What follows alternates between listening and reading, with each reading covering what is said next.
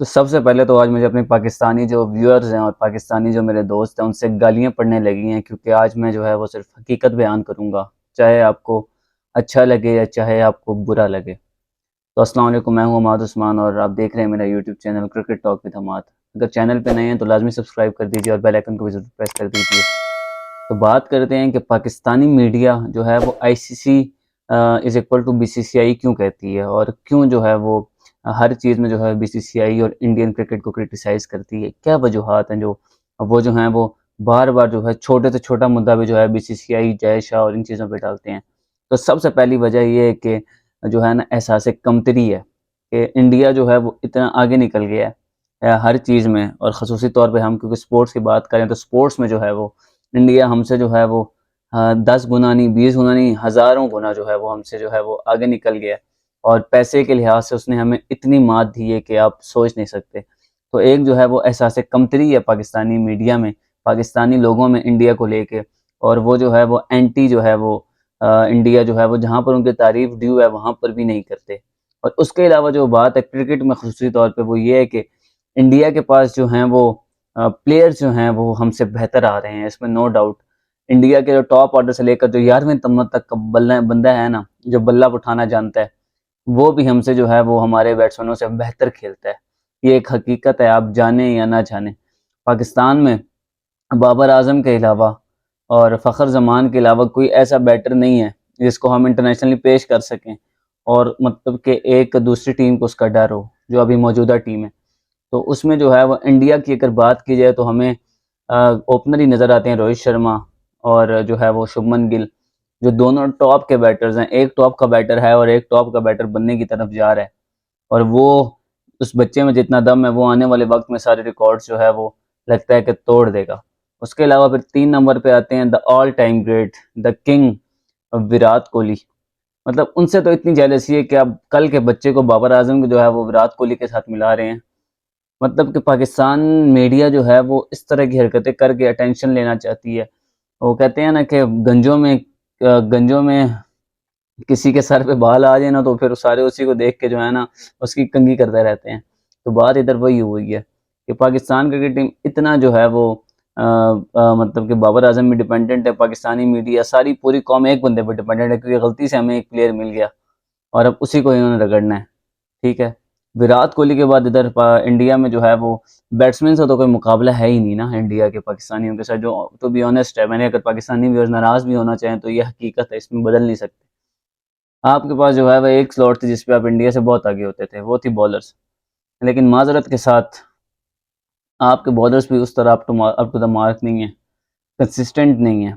नसीम शाह और शाहीन आपको मिले थे, लेकिन देख लें आपने किस तरह मिस यूज़ किया उन्हें। तो अगर अभी ऑन द स्पॉट बात की जाए तो ना आप बॉलिंग में उनके साथ कम्पीट करें, क्योंकि उनके बुमराह जो हैं वो वर्ल्ड क्लास बन गए हैं, परफॉर्मेंसेज से बने हैं, बातों से नहीं बने। आप बेशक बिलियन डॉलर इंडस्ट्री हैं, अगर आप परफॉर्म नहीं करेंगे तो आपकी तारीफ नहीं होगी, जब आप हारेंगे तो आप उसी तरह क्रिटिसाइज होंगे ही होंगे। इसमें कोई ढकी छुपी बात नहीं है। और हमें मतलब बहुत पहले भी देख चुके हैं, जब इंडिया आती है तो सारे क्रिटिसाइज करते हैं, उनकी तारीफें तो नहीं की जाती। तो जैसे लेकिन पाकिस्तानी मीडिया जो है वो उनसे जेलस होती है, वो उस तरह उनको मतलब इस तरह ट्रीट करती है जैसे मतलब कि आप जो है उन्हें मतलब बॉल फेंकने ही नहीं आती। हम बॉलिंग को लेके बड़ा वर्ल्ड क्लास करते हैं। वर्ल्ड क्लास की हमारी परफॉर्मेंसेज कहाँ पर हैं? अगर आप बात करते हैं ये तो हमारी वर्ल्ड कप में परफॉर्मेंसेज दिखा दें। ठीक है। शाहीन शाह को इतना मिस यूज़ किया गया, उसकी इंजरी हो गई, अब वो फुल रिदम में ही नहीं है। नसीम शाह को मिस यूज़ किया गया उस बच्चे को। तो आपके पास जो थोड़े बहुत वर्ल्ड क्लास बनने के काबिल होते हैं आप उन्हें ज़ाया कर देते हैं। ठीक है। उसके बाद ऑलराउंडर्स तो पाकिस्तान के पास हैं ही नहीं। मतलब कि ऑलराउंडर्स आपके पास हार्दिक पांड्या जैसा अगर आपको एक ऑलराउंडर मिल जाए ना, अब्दुल रज़ाक के बाद हमारे पास ऑलराउंडर्स आए ही नहीं है माजरत के साथ। मतलब इतना जो है वो इन्होंने लेवल गिरा दिया पाकिस्तान क्रिकेट का, सियासतों ने, पॉलिटिक्स ने। और जो है वो ना ही डोमेस्टिक सर्किट में हमारे पास कोई इस तरह के ऑलराउंडर्स हैं जो हमें उस लेवल पे कम्पीट करके दे सकें। तो ऑलराउंडर्स की कैटेगरी में तो बिल्कुल जो है ना वो क्रॉस वाला सीन है, क्योंकि हार्दिक पांड्या उस बंदे की क्लास ही अलग है। दुनिया की हर टीम के पास कुछ ऑलराउंडर्स हैं, लेकिन हार्दिक पांड्या और बेन स्टोक्स जो मुझे लगते हैं वो बहुत ही ज़्यादा डिफरेंस क्रिएट करते हैं दोनों टीमों में। और पाकिस्तान के पास माजरत के साथ हमारे पास ऑलराउंडर्स में शादाब और नवाज हैं, जिनका ना ना पता ही नहीं होता कि बॉलिंग करेंगे या बैटिंग करेंगे। मतलब ये हमारा लेवल है।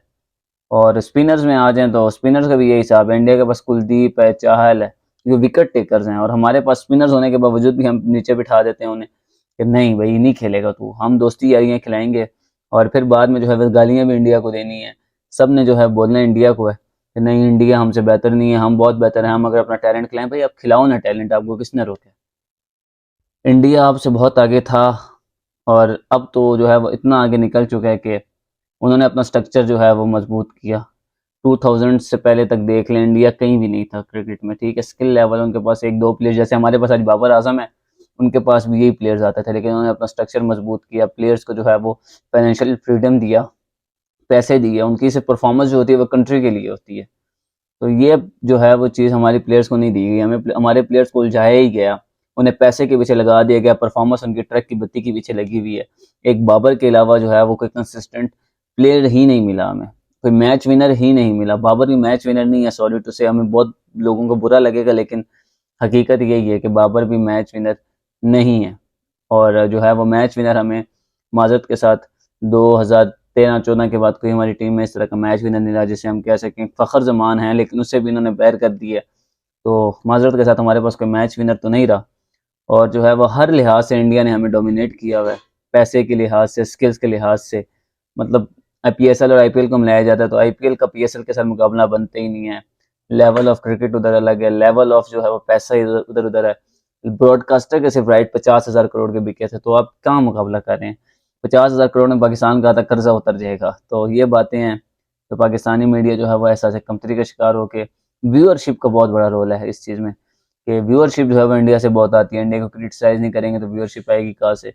इंडिया की तारीफ नहीं करेंगे तो व्यूअरशिप आएगी कहाँ से? तो ये जो है वो मसले हैं जो पाकिस्तान को में हैं। एहसास कमतरी का शिकार है जो है हमारा मुल्क जो है वो, ख़ास तौर पे तभी जो है वो या तो इंडिया की तारीफ करते हैं या इंडिया की जो है वो बुराइयां करते हैं। तो उम्मीद करता हूँ आपको वीडियो पसंद आई होगी। अगर वीडियो पसंद आई और इस तरह की मजीद वीडियोस आपको चाहिए तो मेरा चैनल लाजमी सब्सक्राइब करके जाएं। मिलता हूँ नेक्स्ट वीडियो में, तब तक के लिए अपना बहुत सारा ख्याल रखिए। अल्लाह हाफिज़।